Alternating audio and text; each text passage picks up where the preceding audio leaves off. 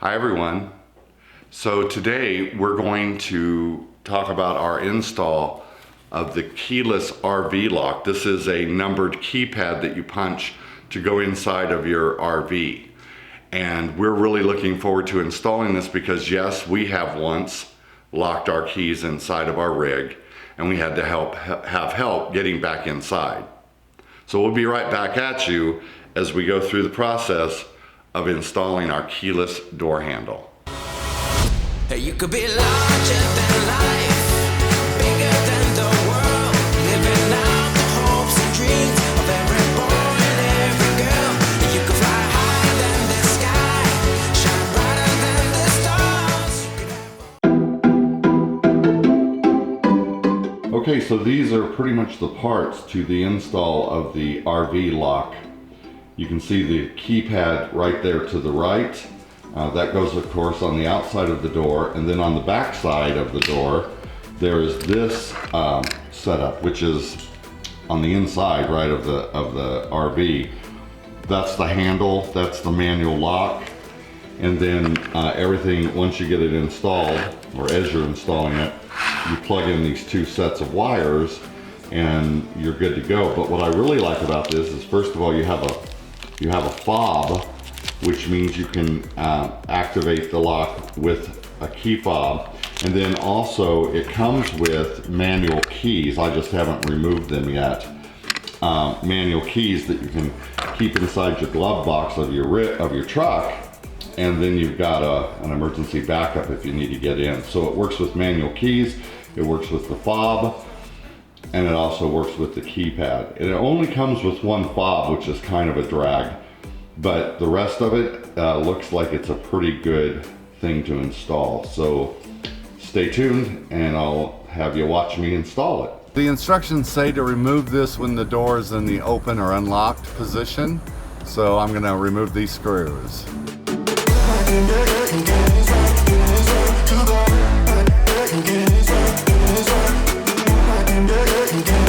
So you need to remove the strike plate here. So that's right here. So we're going to take that off.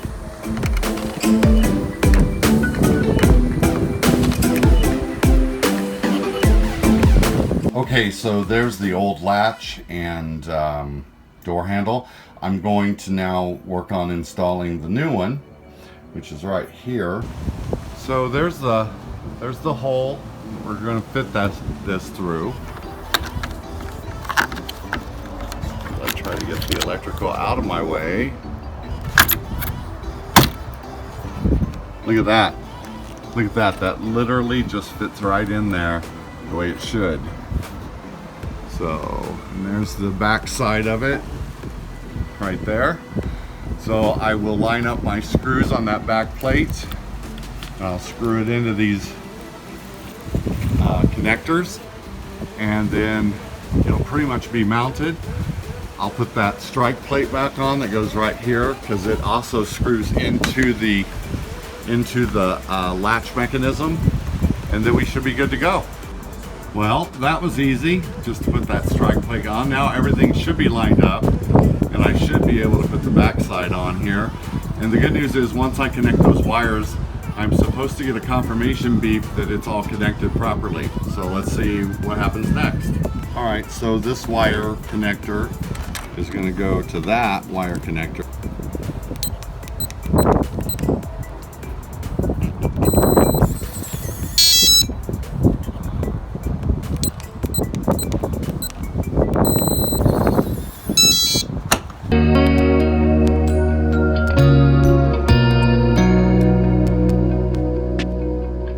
Hi everybody. I'm the Vice President of Human Resources where I work, and one of my roles is to try to keep our team members, our employees, safe during this virus time. And one of the ways we do that is by requiring that they wear masks. Just want to talk to you a little bit. Maybe you've heard this, maybe you haven't, not trying to offend anybody. I just want to tell you what we are training with regard to masks and why I think that the masks are so important. You've heard before that you wear a mask for other people, not really yourself. You wear it for those around you. And the reason for that is because we all emit a breath cloud when we talk or exhale. there's a cloud of our breath, a moist cloud of our breath that floats out about 3 to 4 feet from our mouth and nose. And so the idea is, if I am wearing a mask and I'm emitting my breath cloud, it's staying really close to my face. And the only thing you have to do to realize how that works is put on a mask and wear glasses, because you'll see your glasses will fog up.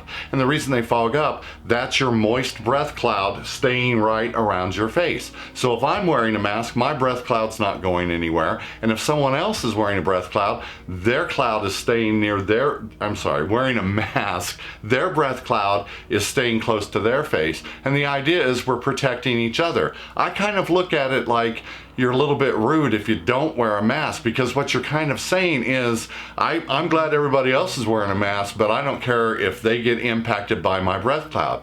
We breathe in at a greater velocity or volume of air than what we exhale. We exhale it all out, but we exhale it slower. And in that volume of air, in that exhale, we are exhaling bacteria and germs and the virus if we have it, right?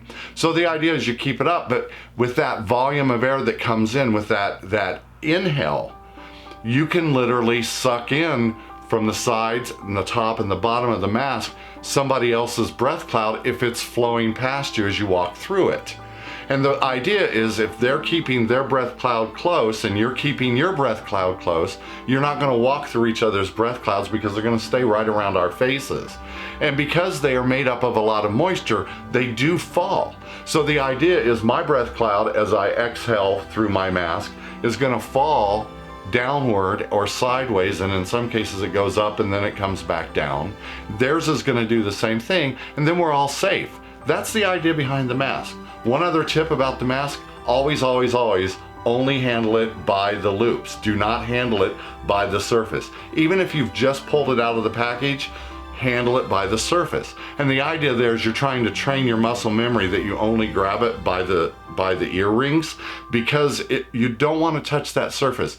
If you walk through somebody's breath cloud with your mask on, the virus could have collected on the front of the mask. Then if you touch your face, mouth, nose, or eyes, you could get the virus. You could get it that way. So whatever you do, always only handle your mask by the ear loops. I'd like to thank you for watching this. I hope I didn't offend you. I'm just telling you what I know and what I train with the regard to wearing these masks.